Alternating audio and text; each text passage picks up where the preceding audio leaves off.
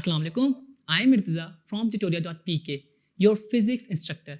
और आज हम चैप्टर नंबर 4 की एक्सरसाइज को स्टार्ट करने जा रहे हैं।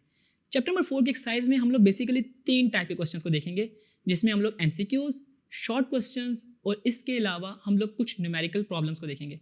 देखें, आपने जब भी MCQ सॉल्व करने हैं, जो मैं आपको भी प्रोसेस बताऊंगा, आपने उनको फॉलो करना है। और इसके अलावा मैं आपको क्वेश्चन के साथ साथ चीज़ें बताता रहूँगा कि कैसे आपने शॉर्ट क्वेश्चन, लॉन्ग क्वेश्चन और न्यूमेरिकल प्रॉब्लम्स को सॉल्व करना है। तो आए हम चैप्टर 4 के MCQ से स्टार्ट करते हैं। हमारे पास आपकी बुक का पहला क्वेश्चन है, encircle the correct answer from the given choices, जो कि है two equal but unlike parallel forces having different line of action produce a torque, couple, equilibrium या फिर न्यूट्रल इक्विलिब्रियम। मैं जैसा कि आपको प्रोसेस ऑफ एलिमिनेशन का पहले भी बता चुका हूँ कि अगर फॉर एग्जांपल आपको MCQs ना पता चल रहा तो आपको जो चीज़ें पता हैं आप कम से कम उनको एलिमिनेट तो कर सकते हैं ना।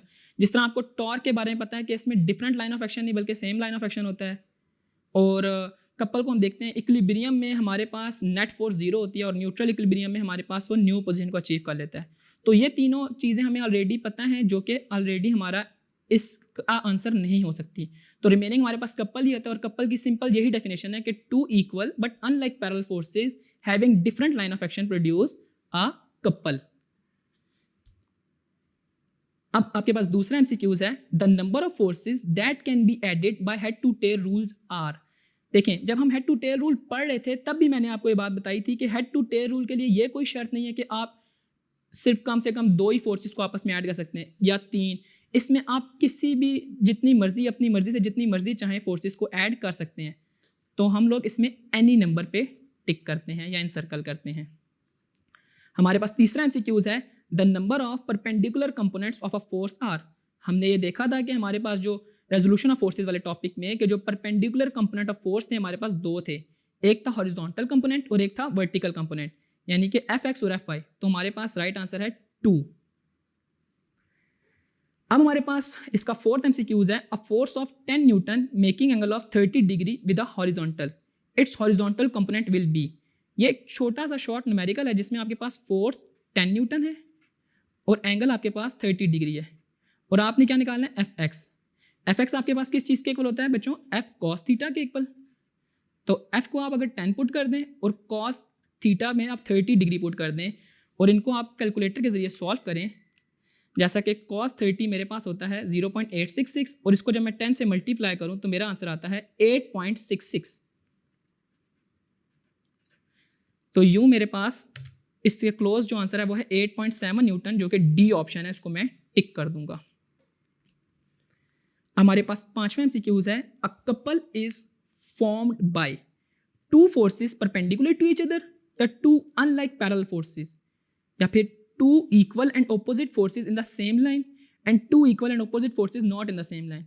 आपने देखा था कि इसमें two equal and opposite forces not in the same line, जिस तरह का पहला MCQ था सेम वही है, बस वर्डिंग रिपीट हो रही है, वर्डिंग थोड़ी सी इन्होंने चेंज की हुई है। तो हमारे पास इसका डी ऑप्शन है कि कपल फॉर्म्ड होता है 2 इक्वल और ऑपोजिट फोर्सेज जो कि सेम लाइन में ना हो उनकी वजह से। तो यूँ मेरा ये वाला MCQs भी होता है।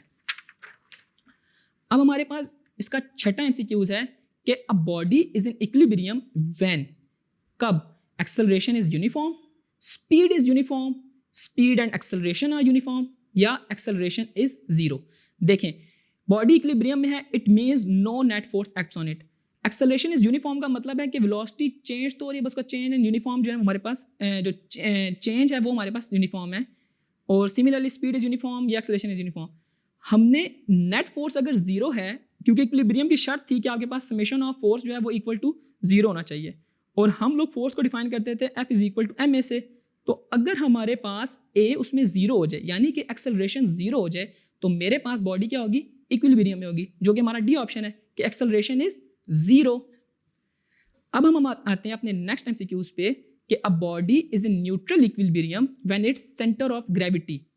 अब न्यूट्रल इक्विलिब्रियम, हमने जब स्टेट्स ऑफ इक्विलिब्रियम अपने सेकंड लास्ट टॉपिक में पढ़ रहे थे, हमने उसमें स्टेबल, अनस्टेबल और न्यूट्रल इक्विलिब्रियम को देखा। हमने स्टेबल में जिस तरह बताया कि स्लाइटेस्ट टिल्ट के बाद बॉडी अपनी प्रीवियस पोजीशन को अचीव कर लेती है, अनस्टेबल में नहीं करती। तो न्यूट्रल इक्विलिब्रियम में याद है मैंने कौन सी वो रूबिक क्यूब वाली एग्जांपल दी थी कि हम अपनी पोजीशन को डिस्प्लेस करते हैं तो वो अपनी नई पोजीशन को अचीव कर लेती है। देखें, इसके 4 ऑप्शन में जिस तरह कि is at its highest position, is at its lowest position, या keeps its height if displaced, या is situated at its bottom. देखें, हाईएस्ट पोजीशन पे तो नहीं हो सकता, हाईएस्ट पोजीशन पे अनस्टेबल इक्विलिब्रियम है जो कि अपनी वापस पोजीशन को अचीव नहीं कर पा रहा था। लोएस्ट पोजीशन में हमारे पास स्टेबल होता है, बाकी रह गए दो।